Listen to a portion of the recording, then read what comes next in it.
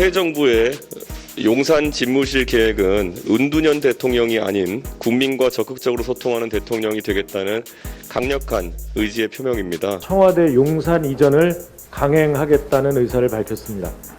당선 열흘 만에 불통정권의 본색을 여지없이 드러낸 셈입니다. 임기 중에 집무실을 이전하는 것은 불가능에 가깝습니다. 임기 중에 집무실을 이전하게 되면 그것이 바로 흔히 이야기하는 국정 공백이나 안보 공백을 야기할 가능성이 큽니다. 따라서 임기 개시와 동시에 집무실을 새로운 터전에 마련하는 것이 유일한 방법입니다. 대통령 당선인이라는 분이 새집 꾸밀 궁리만 하고 있으니 정말 참담합니다. 이러니까 미국에서는 한국에 K 트럼프가 나셨다는 말이 떠돌고 한간에는 레임덕이 아니라 취임덕에 빠질 것이다는 이야기까지 나오는 것 아닙니까? 예, 새 정부의 용산 집무실 계획은 은둔형 대통령이 아닌 국민과 적극적으로 소통하는 대통령이 되겠다는 강력한 의지의 표명입니다. 지금까지 민주화 이후 많은 대통령들이 청와대의 탈권위화를 이야기했지만 현재의 청와대가 가진 위치상, 공간 설계상의 한계를 극복해내지 못한 경우가 많았습니다. 대통령은 취임하게 되는 순간부터 연속적으로 치열하게 국정을 다루기 때문에 임기 중에 집무실을 이전하는 것은 불가능에 가깝습니다.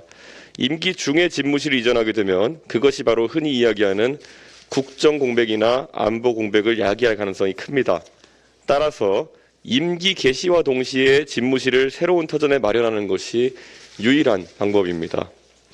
어제 당선인께서 언론과 국민에게 소상하게 집무실 이전의 취지와 입지 선정 근거들을 설명했고 언제든지 추가적인 문의에 대해서도 지속적으로 소통하면서 추진할 의지를 밝혔습니다. 당에서도 이제 입지에 대한 이견보다는 용산 집무실의 성공적인 안착을 위한 건설적인 의견들을 계속 제시해야 할 것입니다. 또한 국회 차원에서도 국방위 등에서 차질 없이 이 계획이 추진될 수 있도록 지원을 아끼지 않아야 합니다. 윤석열 당선인이 국민적인 우려와 반발에도 불구하고 청와대 용산 이전을 강행하겠다는 의사를 밝혔습니다. 당선 열흘 만에 불통정권의 본색을 여지없이 드러낸 셈입니다. 국민은 하루하루가 불안하고 고통스럽습니다. 그런데 대통령 당선인이라는 분이 새집 꾸밀 궁리만 하고 있으니 정말 참담합니다.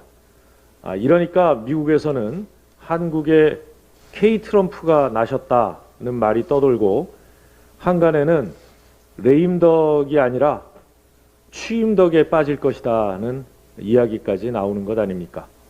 거듭 말씀드리지만 청와대 용산 이전은 민생엔 백해무익하고 국가 안보엔 재앙과도 같은 선택입니다. 우선 윤 당선인의 호언장담과 달리 청와대의 용산 이전 과정에서 막대한 안보 공백 가능성이 큽니다. 일선 부대 하나 옮기는데도 수년에 가까운 시간이 걸리는데 국방의 심장을 단 2달 만에 옮기라는 건 말도 되지 않습니다. 그 기간 동안 군사 대비 태세가 문제 생긴다면 그 피해는 누가 책임질 것입니까? 특히 청와대와 국방부가 한 장소에 있는 것 자체가 유사시 안보에 큰 위협이 됩니다. 이런 선택을 왜 해야 하는지 이해할 수 없습니다. 무엇보다 동해와 울진 산불 같은 재해복구에 써야 할 예비비를 청와대 이전 비용에 쓰겠다는 발상 그 자체가 반민생적입니다. 게다가 예비비 집행을 위해선 국무회의에서 이를 의결해야 하는데 인수위는 국무회의 의결을 정부에 강제할 아무런 법적 권한이 없습니다. 서울 시민들과 용산 구민들의 재산 피해도 쉽게 예측하기 어려울 정도로 큽니다. 용산 청와대 시대는 인근 재건축 재개발 올스톱을 의미하고 강남 일부 지역 아파트 옥상에는 방공 포대 설치 또한 불가피할 것으로 보입니다. 용산 일대는 대통령 이동 행렬로 상시 교통마비 지역이 될 것입니다. 용산 공원도 경호를 핑계로 윤 당선인 개인 정원이 될 공산이 큽니다. 청와대 용산 이전을 철회해야 할 이유는 차고 넘칩니다. 어디에 청와대가 있든 국민은 일 열심히 하는 대통령을 원합니다.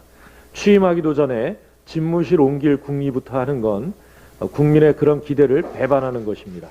즉각 청와대 이전 계획을 철회하고 다급한 민생 문제부터 챙겨줄 것을 당부하겠습니다.